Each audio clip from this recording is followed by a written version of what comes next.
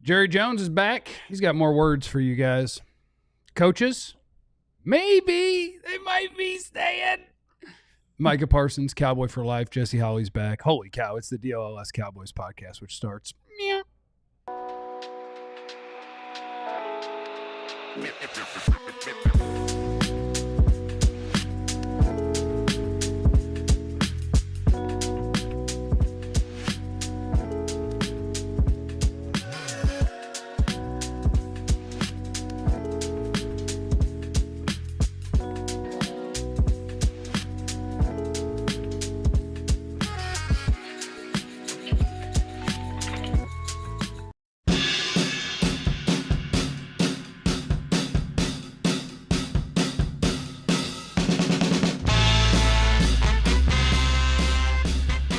All right, what's up, everybody, and welcome into today's Cowboys DLLS Podcast. Did I put too many L's, or is that two? That's right. I think you got it. I think you got it. It's starting to roll off the tongue.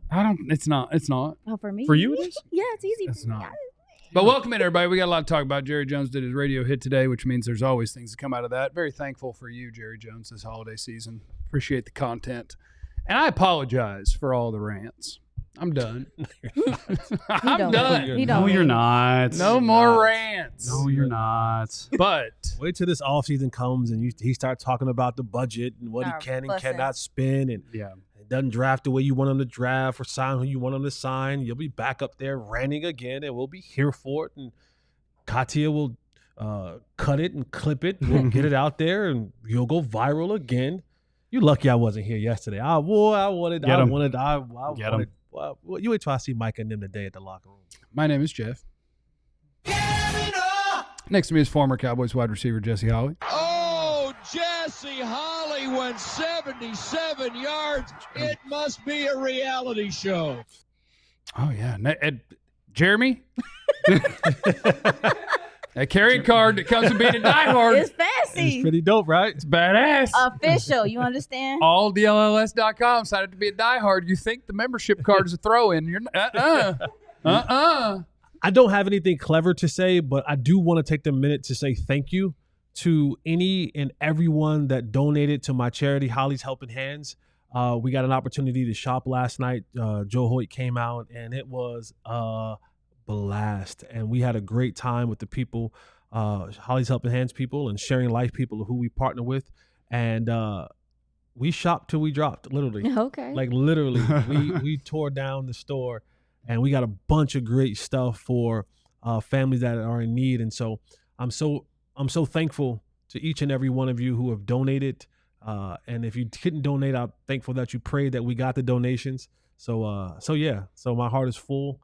And I thank everybody who helped out in the process. I sent you a little bit more a couple minutes ago. Did you really? Because I know you went over budget. Yeah, don't tell everybody that. We didn't know. But if anybody else they went over budget. Yeah, if anybody wants to send a little bit. You want to send some more. They went over budget. When I tell you we shot. So I'm going to be honest. Can I go ahead? Let it out. No. You keep going because you go ahead. No, what are you about to say? No, it's okay. We want to know. Greatest beat writer in the history of Dallas Cowboys, Joe Hoyt's here. Tell him something, Joe. Next to him is our X's and O's queen, the analyst Aisha Morrison, 2 eyes. Everything you need about the Dallas Cowboys coming up shortly. What were you saying? Yes. No, it was great, and I'm usually really good. I'm really budget conscious. I'm really on point. But Joe will tell you they started opening up multiple registers. Oh no, they have 4. They have 4 registers going, and I couldn't keep my eye quite on all of the registers. And before I knew it, I looked up, and they were like, yeah, you need to try that over here. And I was like 1, 2, carry the 2, 3. How many more carts we got left? And they was like, oh, yeah, just these 7. I was like, oh, okay. And so now it's in my bio. And now you look up and you go, well, we're here now. And, kind of look funny if we just start telling people like, you know what? Take all this stuff back. Put it back. But God is good and we'll make do. He will always provide like he always does. And just no Christmas for me. Yeah, just no. We got you. Christmas bonus for me. Well, but if you want to donate to the cause. The charity's in debt. Charity's in debt. For the first time in like 15 years, We went all out. But no, it's trust me, when you see the videos, Candace was there last night. She did a great video, and she's going to do a montage of it all, and we'll have it up on the site. You're going to see just how much fun we had and all the great things that were done and all the great people that will be able to benefit from that, all the great kids. So, yeah, thank you. Oh. There are different kinds of people in this world. There are people who see the struggle of the common human or those who have less than and want to help. And there are those who are filthy rich and cry poverty anyway. That's a good segue. That's a good segue. That is that. Thank you. That was like Jerry Jones. You about to start the rant. Here we He go. just said he's not going to rant. You and revved him up. He's like, you know what? That actually reminds me of something. No, we don't have to worry about what you had to say about free agency. It doesn't matter. We don't have to worry about that one. Let's just worry about the other stuff. Okay. Like squirrel? We're going to sneak squirrel in at some point for sure. Jerry Jones said that his dad and his sister always got to eat the squirrel brain. But they fought over it. Because that was the best part. And he knew him and his mom just couldn't have it. It was dad or sister was going to get the brain. Now, here's the thing. Let's not knock it till we try it. I'm not knocking it. I'm not trying it. I'm not knocking it. I'll try You it. eat Taco Bell. What? It might be squirrel brain in You Mexican eat melts. taco. You have let's be honest. absolutely no clue. You probably had squirrel. That could be probably Jesse, do you know what I got for dinner last night after? what you get. Joe came out and was a great support. What did you get last night? I got Joe? some Taco Bell. You got some Taco Bell. yeah, you 100%. could have actually had squirrel meat. No, that's what I'm saying. It might be. It's mystery meat. But I like squirrels. I think squirrels are very cute. They're my spirit animal. Jerry Jones had a lot of good things to say about Mike Zimmer at first, and then also Mike McCarthy, and then sort of said that their futures are tied together, kind of. Not explicitly, but it kind of sounded that way. And so I would like to start there in that, number one, Clarence is not here today because... Sorry, someone called me other guy, and I'm... Wow. I'm like, that's pretty, I like that. That's pretty funny. That's like beat writer in the history of the Cowboys. Maher, the old kicker. Maher. Jerry referred to him as Other Boy because he didn't know his name because he knew Dan Bailey, but he wasn't there anymore. And he was like, we got Other Boy. No. Yeah. I've never heard of Yeah. that. That's Other Boy? crazy. Jerry absolutely called Maher Other Boy. Did they ever get Baez? Did they ever get that name right? The No. time that he was here? Baez. No. No, yeah. No. You know what I realized though? Some country people just can't say some words. Like there's some words my grandma will try to say. Yeah, but Other Boy? Yeah. That's and then he tough. didn't even say other. He said other. He said Other Boy. Other That's Boy. what made Other it Boy. worse to That's me is the lack of the ER. Because I think that it was like when they had two kickers in camp, and he was like, "Yeah, we got out there and the boy." Like, just had no idea. Do you think that's the only GM in football who can't pronounce half of his players' names? No, No. I think there's more. There's probably more. We just don't Well, hear them speak. no, hold on, more owners. Yeah, but GM's probably not. They once had a guy named Teddy Williams, and he called him Letty Williams. He just don't Letty know. He just be Williams. renaming people. Teddy was a teammate of mine, a track star. Yeah, that was Letty. Yeah, That was Trash Letty. Talk was his name? Baez used to Was piss Trash me Talk off. was his nickname? No, she's a track star. Oh, He I ran- heard Trash Talk. Yeah, and I no, was like, no, oh, no, okay. track. Letty Williams. But squirrel, meat. You good. Shout out to Daniel like Escobar. squirrel. Appreciate you, brother. Thank you so much for participating and helping No, the yeah, no, cause. he's good. Anyway, would you be? I guess it's a two-parter for you, and I'll start with you, Jesse. It's a two-parter. Would you be okay with separating the mics, or do you think they're tied together? Because I think part of it is, do you think that the Cowboys could view them separately, and then part is, would you want them to? You have to separate them. No, you have to keep them together. I should say that. If that's a great question. Yeah, But because if you think you got a great coordinator, you want to nah. keep him, but you can't put a new coach they're stuck with the tied, coordinator. yeah, and that's the point. They're tied together. Yeah, 'cause and you that's the can't- unfortunate part. Because normally how it goes is GM is tied to the coach is tied to the GM, and all things fall underneath that. But we'll take that GM part and push that to the side because we know that's not tied to anything. But yeah, you can't keep one unless the coach that you bring in is like, no, I've been watching you guys from afar. Heck yeah. I want him. Yeah. This is the guy that I want. But the days of having to have a new coach come in and have to inherit the guys because you say so, that to me, that's unfair. That's unfair, and I already start a little bit neutered my process of being your head coach. Mm-hmm. You know what I mean? So those two are tied together. And then if the new guy comes in and he wants to interview him to see, and he makes the decision, great. But if you're telling him kind of a la Mike McCarthy, hey, you got to take Kellen Moore when you come here, I'm out on that. But you also tell the new coach, like Jerry did with McCarthy, you say, look, you have to have that guy. Also, make sure you say that it's because you wanted that guy. 100%. And I think maybe I'm giving Jerry Jones too much credit here because I don't think with free agency he'll learn from his mistakes because I think we might see something similar. But I think one thing that Jerry Jones talked about this year in terms of, hey, potentially firing Mike McCarthy is, hey, I fired a coach once midseason. Did not work out. He did it with Wade Phillips. He hated how it went. He said, I'm not doing that again. And he stuck to it. Part of me thinks that you look at what happened with the Kellen Moore situation, pretty obvious that that just doesn't work, in my opinion, that you're bringing in old feelings, old regimes, old connections to the past. Hey, this is how we do things here, and saying, now I'm going to run it with this new regime who's trying to put their footprint on it. It also closes off a pool of applicants when you do that, I think. Mm-hmm. So I think Jerry's going to learn from that experience. I mean, how did that end? A mutual parting of ways, and things have kind of gone okay for Kellen Moore, but I just don't think that they're going to repeat that process. Yeah, I mean, so do we have any insight on what Mike Zimmer and Mike McCarthy's relationship is like? Yeah, I mean, they went up against. They know each other. They know each other. Friends. Went up against each other many times. Green Bay versus Minnesota. Respect for each other. Just respect for each other. Okay. As opposed to like Kellen Moore when he walks in, he's like, "What's your name?" Yeah. Okay, and you're running. Hi, I'm an offensive guy, and you're running the offense. Yeah. All right. Yeah. And my I'll thing just about set the Zimmer, practice schedule. See you guys. And my thing about Zimmer, I think that and I admitted to this, I think that I underestimated the differences in his system and Dan Quinn's system and what they were going to be asked to do. We clearly see that the players have bought in. It took some time because there were times even during the season we're watching the film, we're like, okay, it look like they getting it, but it's not quite there yet. And then obviously guys have elevated their play. I think that Mike Zimmer's system and the way that it's run, the disguising on the back end, the disguising on the front end, prioritizing stopping the run is a system that is relevant in this NFL and can work in this NFL. So I wonder, what I'm asking is like how, if a coach was coming in, does he have a shot if he's interviewed? Is he someone you would consider? Or if you see Robert Saleh, you're like, I'm just going to follow you. The next question I think we also need to add or put into that is, does this, what we've seen over the last 4 or 5 weeks, does it carry? Yeah. Right? Because like anything else, you're going to find out in the next 2. You're going to have Tampa and Philly are going to tell you if this is real. But everybody's now going to go into the next season and going, okay, this is how we plan for this. Mm-hmm. And you know what I mean? Because sometimes you get caught up in the moment, and is the moment of Mike Zimmer, is that transferable for future success? Yeah.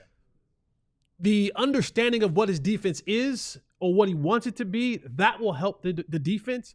But what will it be like? Because you're talking about, all right, who are we going up against next year? We know that we have the NFC East, but now we have to go up against third place schedule, baby. You know what I mean? Now we have to go up against whatever that next thing is next year and how that develops. Will this defense and the way that he's running it be successful going forward? Because the last thing that you want to do is, again, get caught up in a situation where you give him a new deal and now you're stuck with it for the next couple of years and things don't go the way that you wanted. Mm-hmm. You think what? No. I was going to say, can I read the quote really quick, too, that Jerry had, just to kind of give more context? He was asked by Bobby Belt on 105.3 The Fan if they're tied together.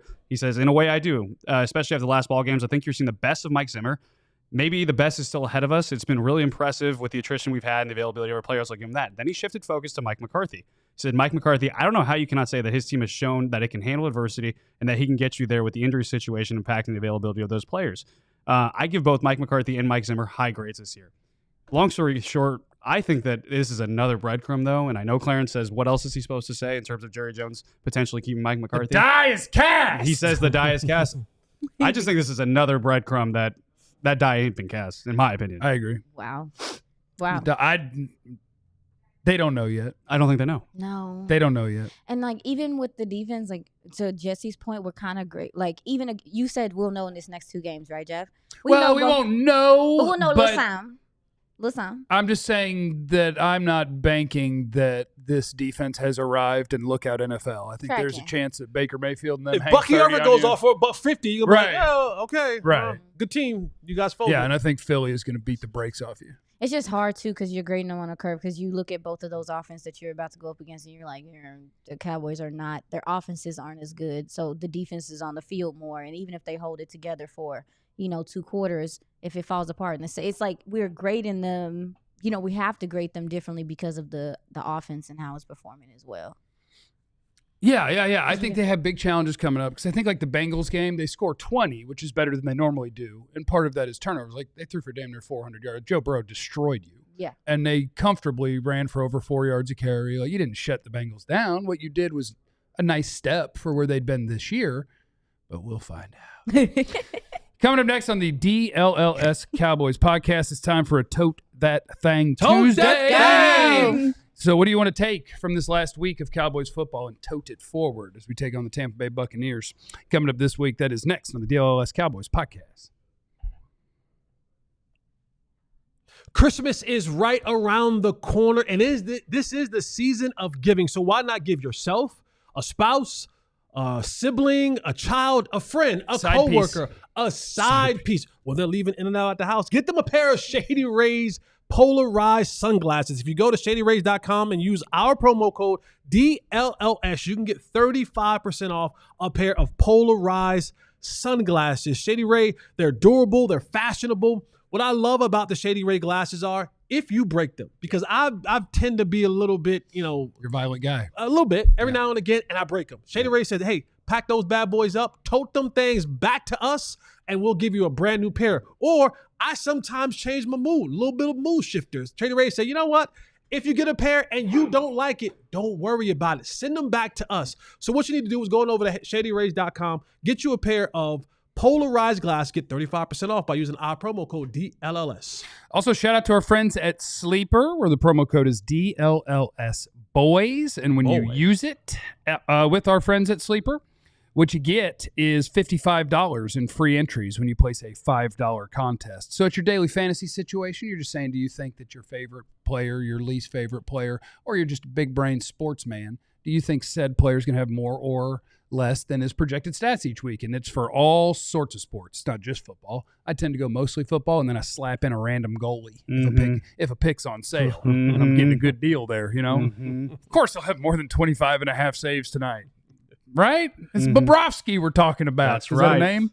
Oh, yeah, Bobrovsky. Hell yeah. It's Bobrovsky. Bobrovsky. Paint by numbers and then stop goals. Yeah, so you just download the Sleeper app and get up in there and show off your sports IQ. That's what I'm looking for with you. And we're running out of time. So the promo code's DLLS Boys. Anyway, it's time for our second segment. Oh, there you go. The show. Look, we'd be coming out of break. They wouldn't know that. They wouldn't know. Like that. They didn't know.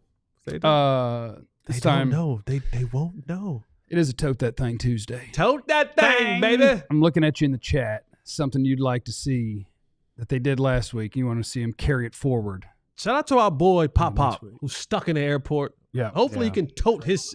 He's been in the airport for a day. You know what the funny thing is? Because it better be funny. It better be funny. This is funny. This is funny. This is funny. I want to see, does he have the same clothes on? Yes. He has the same clothes on. That means he didn't shower in the last 24 hours, which means he probably didn't brush his teeth. And he's raw dogging. And he was not raw dogging. He didn't raw dog. He did, yeah. He wore a T-shirt underneath the hoodie. Public shaming works. He's probably stressed out, y'all. He's there alone. That means because think about that hair on his chest, and if you don't wash that daily, that's gotta stink. No. He's probably, whatever flight he's on, I hope he got the road to himself.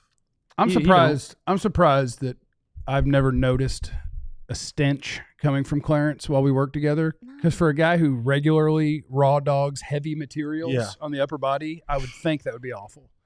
And maybe it is awful. It's just trapped in there. He can't defend himself. He's not here. He's going to get beat up by Micah when he gets back. No, he can't defend That's what someone commented earlier. You got to fight Trevon. For what? You tweeted it. All I did was quote he's the messenger. beat writer. He's the messenger. And Clarence is the messenger. Well, same thing with Mike Leslie. All he did was quote it. No. All he did was tweeted what he saw, and he got D's nuts.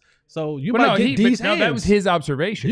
I was just sharing. Mike Leslie got D's nuts. You gonna get D's hands. Get him, Trayvon.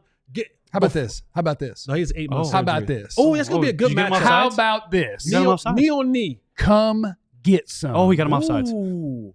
Say Trayvon. Say, come get some, Trayvon. No, literally anyone in the world could beat me up. A professional athlete would be the shortest fight of all time. No. I didn't even say that. I just quoted Clarence. What if Micah decides to take on you and Clarence because Trayvon's knee is banged up? Still be a quick fight. I would hope that tapping out works. Otherwise, he would hurt me. Because I'd be like, Micah, you got it, dude. Like, you won. And he'd be like, we haven't fought yet. And I'd be like, I know. But you win. You're going to take a swing at nothing. No, I wouldn't take a swing at nothing. Hey, Aisha. Oh, my God. Why do you want to do that to me? Tote that thing! Okay. My tote that thing is, we already talked about it a little bit briefly, is some of the things that Mike Zimmer was doing across the defensive line.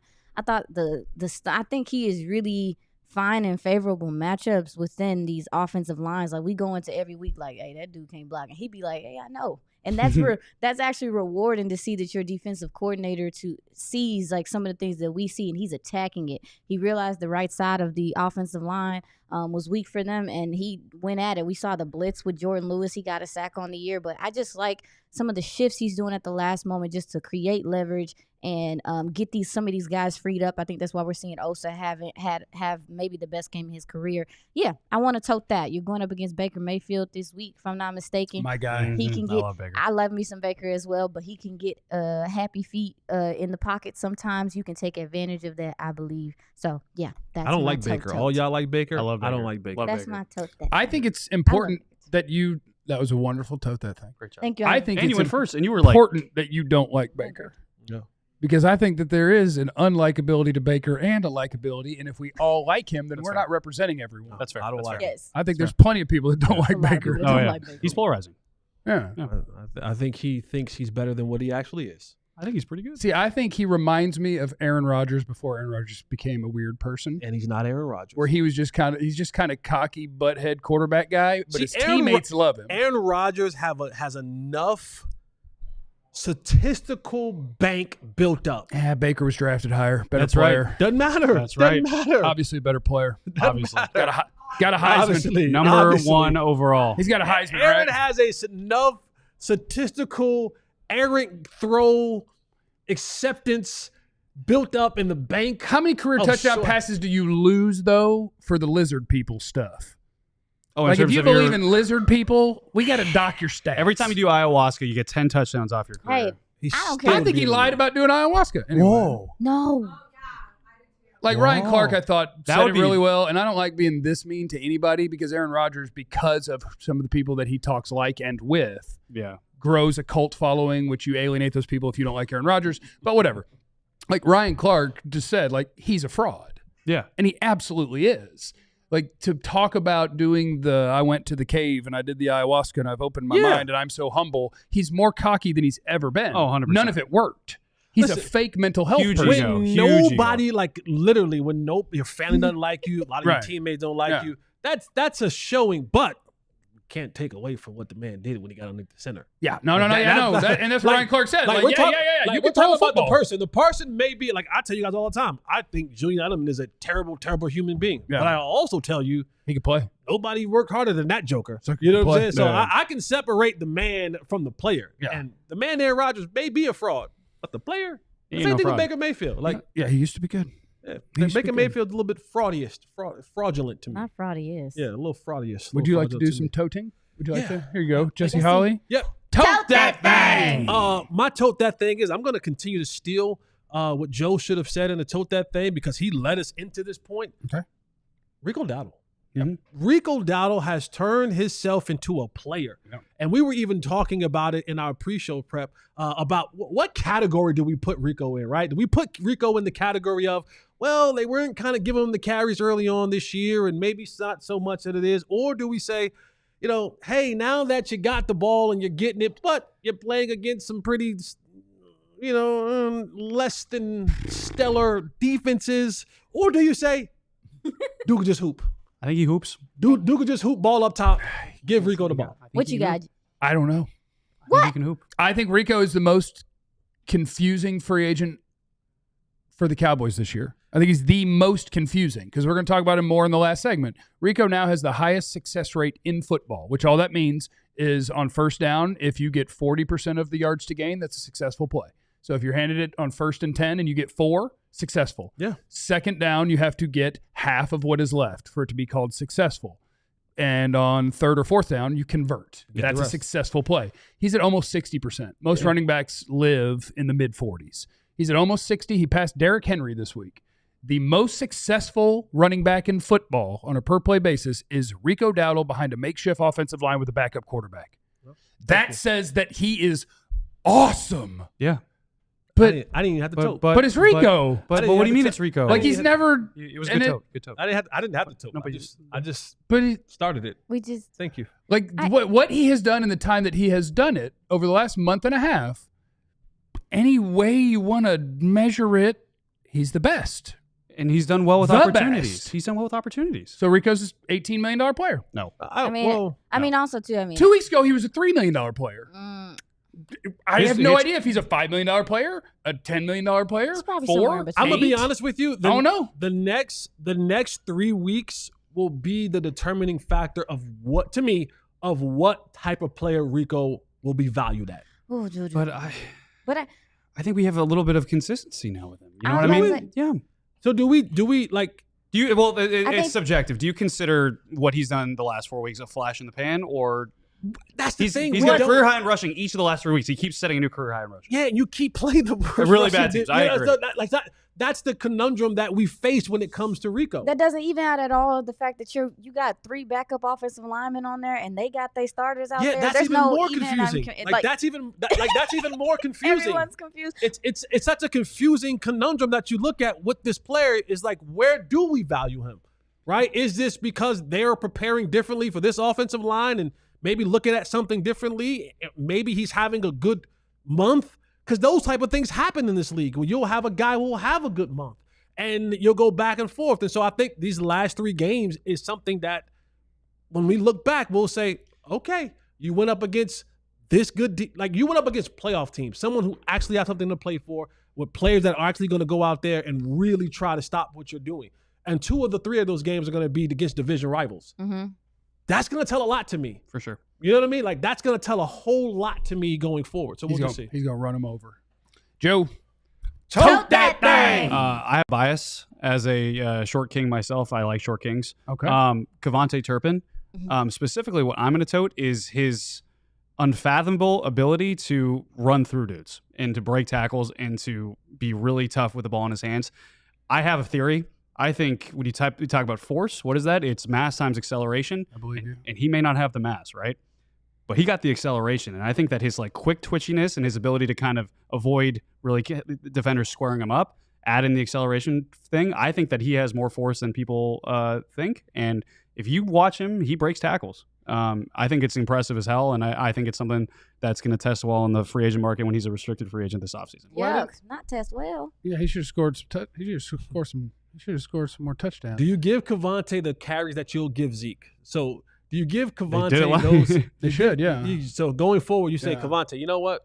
We'll give you 6 carries a game. There was a really good point from somebody in the chat. They could just be saving Zeke for the stretch run. You're going to jail. Is that what you're toting? You're going to jail. These last 3 weeks, we got a fresh Zeke. Side note, Jeremy's really funny. Jeremy Phillips. I've just noticed you make me laugh a lot on this show, so shout out to you. Jeremy is funny. I do have a Yeah. Jesse, I have a question in regard to Joe's comment about Kevontae Turpin. Clock Did we awareness. not see I got to tell you something. What's your clock awareness? What's your question for Jesse? I don't got it. I'll wait to the last segment 4. We'll get to it. I didn't know it. I didn't know we was doing a rap. I'll ask later. Jeff, here you go. They just come to me. You got 60 seconds. Tote that thing. Tote that thing. Tote that thing. You got 59 seconds now. It's a little more like 40. Let's see if I can remember what I had. Oh, my God. Oh, you did a me. I'd like to tote forward Clock management? CD. Oh, CD. That's what it was. That's what it was. That's what it was. MFing Yep. Yeah. Lamb. Mm-hmm. Because when people talk about wide receivers and like you can't, teams are like, why didn't CD have a big half or a big game? And it's like, well, the other team, he's the only threat, so they took him away. And I'm like, it don't happen to Jamar Chase. Like teams are always trying to take away your best player. So what? What are you going to do about it? And lately, hurt CD Lamb is quarterback proof. Just throw it. Yeah. Put it in the ballpark and watch the man work. Mm-hmm. He's hurt. The season was over 5 weeks ago. And the dude is just out there going, every time he falls on his shoulder, he does run off the field for a while and go, ah! But then he comes back in, and he's like, just throw it somewhere and watch the unreal adjustments I make to a football. There's nowhere you can put it that I can't get it. CeeDee Lamb is a monster. It doesn't matter who's throwing to him. It doesn't matter that the other team knows it.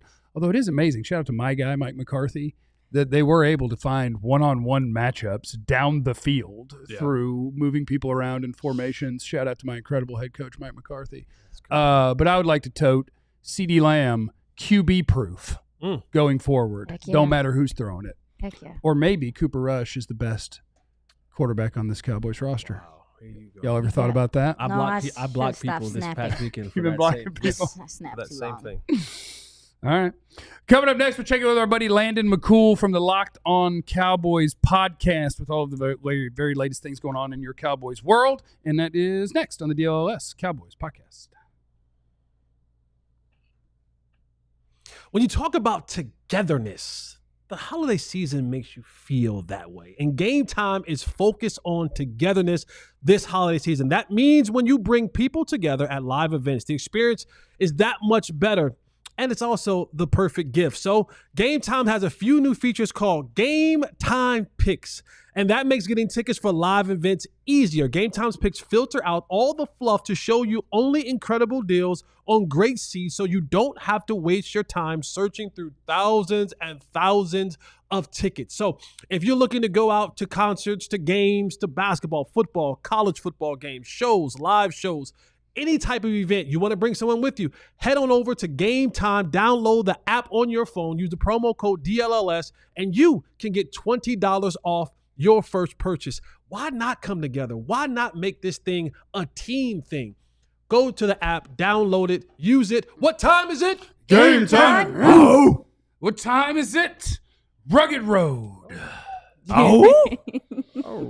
So the thing about Rugged Road, ruggedroadoutdoors.com, DLLS is the promo code, get you 10% off. Rugged Road, what we're talking about is outdoor things. What we're talking about mostly here is coolers, and I do love me a cooler. And I love a Rugged Road cooler. We talk about how they float, but I don't think we spent enough time talking about how they float upright. Oh, they don't flip. It's not just float. You ain't losing them drinks. They float the way you want it to. So if you got a river trip coming up in December or January, okay, so it's probably not going to be for a river trip right now. But Rugged Road coolers are the best in the world. They got the floatability, lightweight design. They're durable. They're dependable. They're versatile. They're hostile. Hunt season? Yeah, hunting season. Good time for a cooler. Gear up for your next adventure with the Rugged Road cooler. Reliable, durable, built to be used. Your ultimate outdoor companion. RuggedRoadOutdoors.com. DLLS, 10% off. All right, let's check in with our homie. One of the best in the business, a sweet, sweet man. The great Landon McCool from the Locked On Cowboys podcast is with us. Hey, Landon. Good to see you. Hey, Landon. How's it going? Good to see you. Landon, I'm proud to see you today. I'm happy to see you today, but I am most excited to see you are not raw dogging under your quarter zip. There we go. I made a special trip to the closet to make sure. I love it, man. I love it. I love it. You came ready to date, baby. I love to see that. I love to see it. we got to make sure that we're fully dressed when we're on on TV. That's the deal. We got to wear all the clothing, not just some of it. So. Landon, would you like to weigh in on what in the hell is Rico Dowdle? I mean, he's a football player who plays running back, but he has the highest success rate in the entire NFL. He's averaging 5 yards a carry with an offensive line that's had a lot of moving parts and a backup quarterback. It came out of nowhere, though. So did Rico Dowdle just make himself an incredibly valuable free agent, or is the rest of the league looking at him like we are? Like, I just don't know. I have to wonder. I do think that he has shown a lot of stuff throughout his career in the 4 years that I think that has made it possible that he could have been a starting running back. I thought that he was the best running back by far coming into the season. And I think most, Cowboys observers probably agree with that. I saw in your previous segment that you were talking about giving Turpin Zeke's touches. And I think that just shows you kind of how much of a debacle it was early in the season to be feeding Zeke at the same rate that you were giving the ball to Rico or more so in some games. So it's going to be interesting to see exactly how the league views him. I imagine that they are probably, there's going to be enough teams that is going to make it interesting on the market. But I think that the thing that's the most fascinating to me about this situation is that, running games are precluded on the running back. But I think more important than that is the offensive line. And the Cowboys have shuffled in 8 offensive linemen in the last 3 games and still been able to maintain that same kind of running attack. I think part of it is who they're playing, but I think part of it is that I feel like they may have simplified some things and just made things easier for life on that side of the ball when they're running. It just, everyone seems more in sync than they were previous to when Zeke was getting the ball more. So Brock Hoffman is the guy who more people are talking about, I feel like. But whether it's Brock Hoffman or TJ Bass over the last month or so, do you have confidence that maybe we are not having to worry about who is going to replace Zach Martin if he retires, which I think he will, after this season, and that the answer is already here? I got to say, I need a mea culpa on Brock Hoffman because I was very wrong about this dude. Going through training camp and watching him, I just felt like, yeah, I understand the personality and I understand all that, but he just didn't seem physical enough to do the job. He's looked like a different player in this last little stretch. I think he's looked really good. So I tend to think that if they can find a way to, once Cooper Beebe comes back from his concussion protocol situation, I wouldn't be shocked to see him, take some snaps at guard, right? To see if maybe they could have a Hoffman Beebe combination between center and right guard. And maybe that's the way you roll for the future. But either way, I do think that you have to figure out what you've got in this trio of TJ Bass, Cooper Beebe, and Brock Hoffman. And I think between the 3 of them, I think 2 of the 3 could probably be good enough to be starters at right guard and center. Landon, I play a personal drinking game every time Clarence says the die has been cast about Mike McCarthy's future. And we've been kind of talking about it. That's been the theme of the entire season. I've been kind of preaching, though, that I feel like there's been breadcrumbs and a little bit of smoke about what else is Jerry supposed to say? But it kind of feels like he's going out of his way to have praise for Mike McCarthy. And now Mike Zimmer. He was asked today, are they tied together? And he says, I think so. What do you make of that? What do you make of the future of Mike Zimmer, the progression of the defense? And could you see, them being back together as a tandem, separate? What do you think?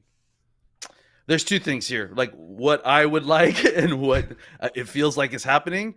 I'll go even further. To me, I think that they've been seeding, the thought into local Cowboys media for a couple of weeks now that, hey, we're priming the pump to get ready to bring Mike McCarthy back. It seems like that's what is trying to happen. All the whispers, suddenly coming up with prominent national media folks. It feels like there's a whisper campaign to try to make it okay to bring back Mike McCarthy and Mike Zimmer. And look, on one level, I think Mike McCarthy and Zimmer have done a really great job with the circumstances they've been handed. But I don't think that they should have had the job in the first place at the beginning of the season. I think Mike McCarthy probably should have been fired for, just what's happened in the playoffs these last few years. Now he's on the other side of a bad season in which I think he's done maybe one of his best coaching jobs to kind of get them to win these meaningless games in this season. And you're kind of in a weird spot where it's like you don't really want to fire him for what he's done, in getting this team to play for him. And the truth is that the players really do seem to play for him. There isn't any quit in this team. So as far as that goes, that seems legitimate to me. But I just think that, yes, I think Clarence may be right in saying that the die is cast. I'm assuming that he meant it the other way, though. I'm assuming he meant it like it's Mike McCarthy's walking out the door. I think the die is cast that Mike McCarthy's coming back.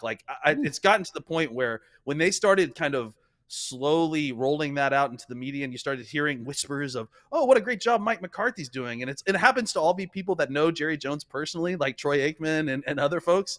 I felt like that's when the die was cast and that it seems like McCarthy's on his way back. Yeah, one quick comment to that too. I feel like at this point of a coach in his last year who's been on the hot seat, like at this point, bad season, we'd start hearing rumors like, oh yeah, no, it's kind of done, or they're going to let it ride out. Yeah. Nothing. So, well, you would at least not hear what we've heard, right? They've gone out of their way to like kind of do this with Mike McCarthy, not just answering questions positively. They're going out of their way to produce comments that are, hey, Mike McCarthy's done a really good job this year, which is suspect. Landon, when you start talking about prioritizing guys on this football team that you'll pay this offseason, right? You take Micah and you put him in a different category because I think you have really no choice but to drop the bag on him. But you look at guys like, Jordan Lewis has played his way into a little bit of money. Rico's probably paid his way into a little bit of money. But the big one for me is also Odigizua. Yep. Right? He's really played some great football this season. How do you think they look at prioritizing the bags? Like who's getting the bags? And again, Micah aside, right? We're going to put him at the top of the list. But those that come after Micah, how do you think the Cowboys will look to prioritize paying certain players? I mean, look, I've been saying it for a while. I'm a huge Rico fan, Rico fan for a long time. I think that he needs to be considered. I think Jordan Lewis, I don't think Jordan Lewis will cost as much as a normal guy playing at his level would, because he is a little bit older, and I do think he might want to come back to the Cowboys. We'll see. But I 100% agree that I think the Cowboys have got to find a way to bring back Osa Odigizua. I mean, look, even if they do bring back Osa, they still have needs at defensive tackle, right? Like without Osa, it becomes the number one need on this team, with a bullet and by quite a bit of a margin, I would say. I mean, there's a lot of free agents that are going to be coming up on this team, but this team was weak at defensive tackle going into the season and throughout the season, and that was with Osa Odigizua. And I think he's played a lot better football these last few weeks, but I think even with Osa Odigizua, you're going to have needs at defensive tackle. So the Cowboys should probably try to find a way to sign him. And then on top of that, think about drafting another defensive tackle, maybe not, the first or second round, unless Mason Graham falls to you or something. But I think it's something that should be considered, that you still need depth and talent at that position. You're forgetting that they don't have any money, Landon, so we're not going to be able to get any players. My God. It's very unfortunate. Landon McCool of the Locked On Cowboys podcast. We appreciate you joining us, and we will catch up with you, I would assume, next week. Oh, yeah, hopefully. We'll see you soon. Thanks, Not guys. next week. Not next week. Maybe never. Whenever I see you, it's going to be great to see y'all, and I always look forward to it. I will see you. That was nice. We'll see you whenever we see you. Thank you, Landon.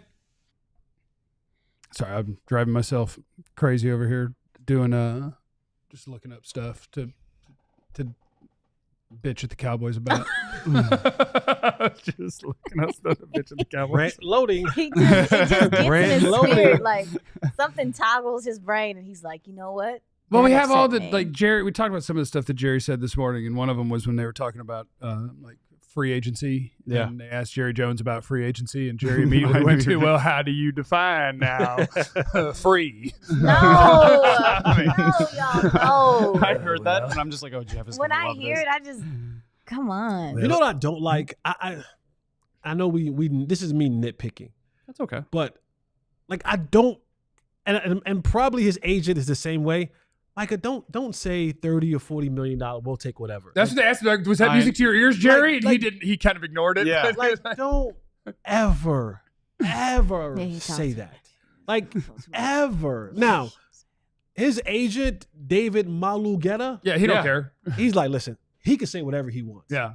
We're not taking 30. Right. Like, Yeah. we're not. Micah, you're either you're going to fire me because there's no way I'm going to walk in there and let you take less than what you're supposed to get, because guess what?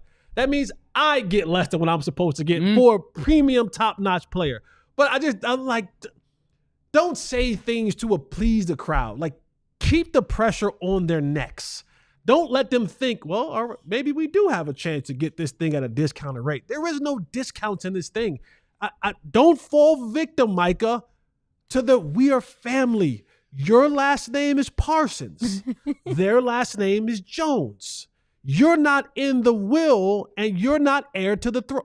That rhymed. That was a bar. Oh, and that I was a bar. didn't even That mean to had do that. cadence too. That was didn't like even mean to do that. But that's just like, don't fall victim to that. I mean, there's actual family that they won't let be family, you know? fair. You're going to jail. Please. Oh. Not today. Damn, I didn't. Not today. I didn't even. Free agents, you was digging, Jeff. Merry Christmas to that young lady. No. Oh, I don't. I was just saying in general. I think it happens with a lot of people. No, that's where I went. But But then to that you don't like to hang out with. When Jeff comes up missing, just to know Dang. why. Just to know why. You buying all that stuff off Amazon. You need to get your air tag. So we gotta get you an ID card. No, what you need to do. You need to get an ID card. If I open my computer right now, I'm renewing my concealed weapons license. I was just going out. You need to get you one. You need to get you one. I don't have an iPhone. Oh, because you fancy. But what were you digging at? What were you looking? What were you reading? Well, clock awareness. Clock awareness. I'll tell you in a minute. That right now. I can't win. I am literally Mike McCarthy right now, bro. I am getting killed. 15, 30, 45. I be looking at y'all. Check that thing. A 45. Very niche. Break. We're going to break, and then I am not. I promise. Today's not a rant day. I promise. Next. I don't believe him. Sorry. Also, thank you if you're here. We appreciate you guys hanging out with us. And grenade pin. I did say yesterday I used to carry a grenade pin in my hand, and I just had the other hand in my pocket. That's how you get people to stop messing with you. Yeah, you can mess with me if you want to, but I'm going to pull this hand out. And where they go? They pull their grenade pin out. Like, so what? I'll tackle them. We can go. I don't want to be here that bad.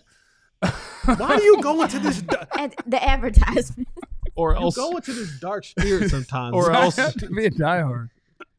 AllDLLS.com is the website. Please hit the like and subscribe if you're here. And to the two of you who did not like today's show, your mama, you kiss my ass. That too. But also, that's bad for the algorithm. Please undo your don't like and make it a like. And your mama. I won't give you anything, but I'll be happy about it. And don't you want to make people happy? Sign up to be a diehard at alldlls.com. Jeremy will tell you the carrying card's super cool. You'll love that. You also get a free t-shirt, access to our Discord lounge, which is super sweet, especially during games, because we have like a Mavs channel, Stars channel, Rangers channel, Cowboys channel, food channel, video games channel, wrestling channel, all the different things, right? Feet channel, which I'm going to make tonight. I'm going to put in there. So you're going to sign up. Be on the ground floor for the debut of the Feet channel. You just got to sign up to be a diehard at alldlls.com. You get discounts on merch and events, access to our premium written content, ad-free experience on the website. You get all of those different things. Maybe we'll make T-shirts with just grenade pins on them. No. Grenade pins and feet. Hey, so Mo, NYC, is Jesse raw dogging the shoes? Brother, listen. Come on, bro. I'm not raw dogging the shoes. You got socks that don't go all the way to the back of your foot, though. I don't raw dog the shoes. I can't do that. That's disgusting. We're not raw dogging the shoes now. We're not raw dogging. That was disgusting. Although it didn't smell, which is nice. Maybe you have like a smelling problem. I do. Yeah. Oh, you can smell it? Yeah. It doesn't smell. You don't smell a problem. Was it funky? What is happening? A hypothetical. This isn't a rant. This is just one thing I noticed when Jerry was talking today.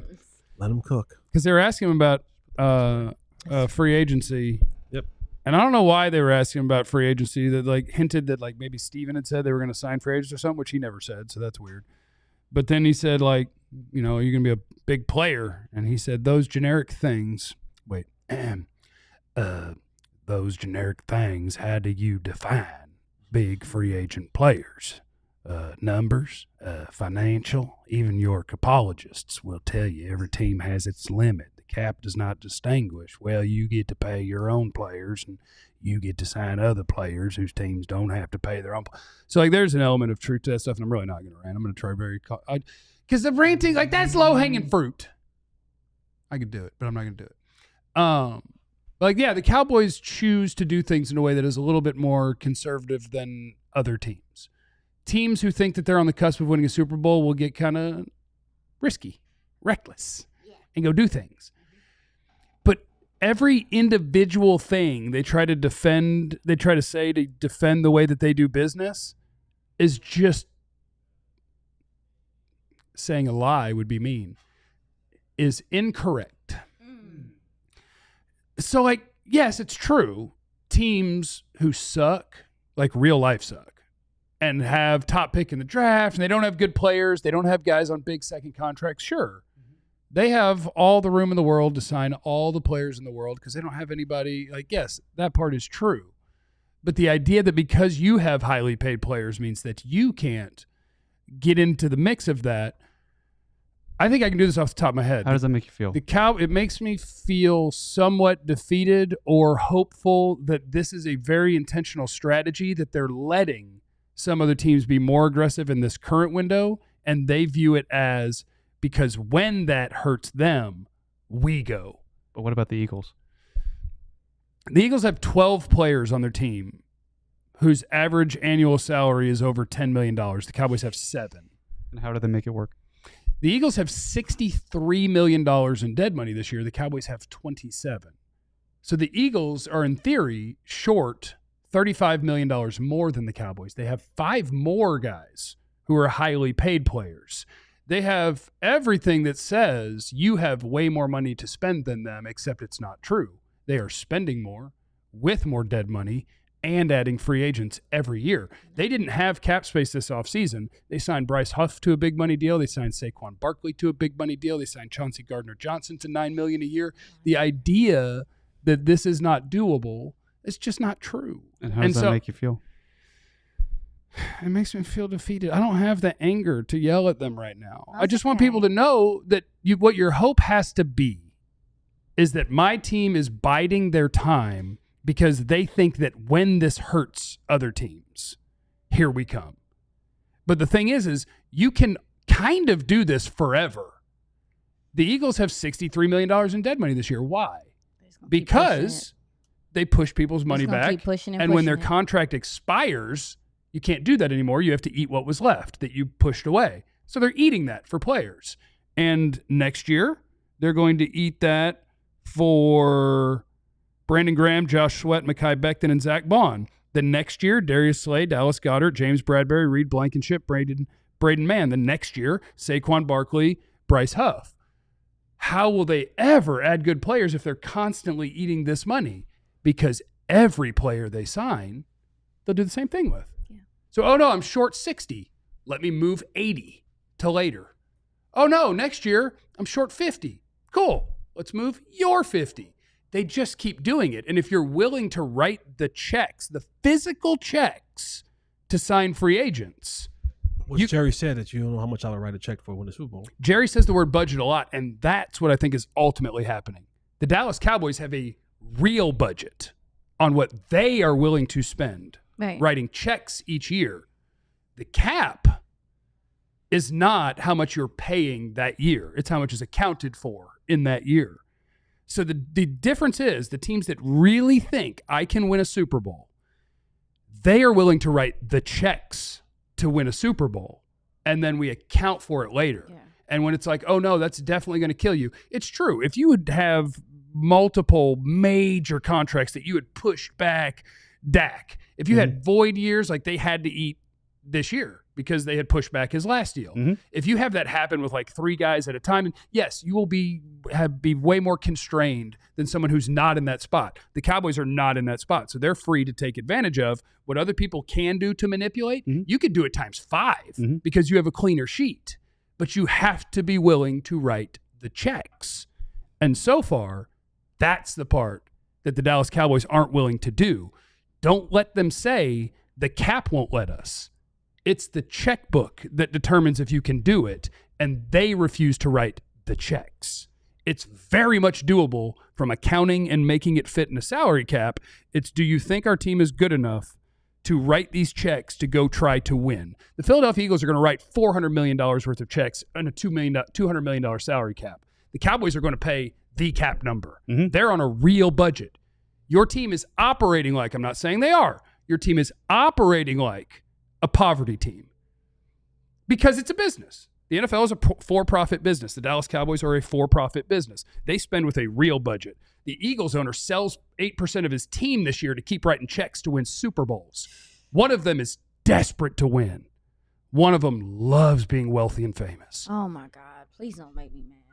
And would like to win while doing it his way and being super rich. Would like to.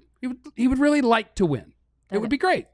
And that's why I always say So you didn't rant. That was not. I'm very impressed. Because that was a monologue. I'm very impressed. I'm very impressed. The league is complicated and teams run differently. The Cowboys are not unique in not wanting to super manipulate the cap, spend a ton of cash, perhaps cost yourself some competitiveness down the road. They're not unique in not pursuing that. But most of the teams that view themselves as Super Bowl contenders are absolutely doing that. And if you don't, then you're short. Like anytime the Cowboys have come up short, I could draw you how 6 months earlier they could have signed a star defensive tackle, a good starting linebacker, and a good starting corner. And do you think that makes a difference? Yeah. The teams that are trying to win the Super Bowl have 4 or 5 more good players than you. It's worth it to them. Because they chose to. It's worth it to them. Sorry, Jesse. Yeah. No. But that goes back to, like you were saying, every team operates under their own assumption of how this thing is going to work. Right. Mm-hmm. And we, for a long time, have known the Cowboys are a very big draft and develop type team. And so their processes, because they're the gift and the curse of this season is going to be, well, next year, we get all of these guys who were hurt this year back next year. 2 of them ain't getting back. Well, maybe in the middle of the season or later, right? But I'm saying what I'm saying overall is that Jerry will look at that and go, well, listen, if we end out this year, right, and we're 7 or 8 wins, we could have won 11. Yeah, there's 11, 12 wins to be had.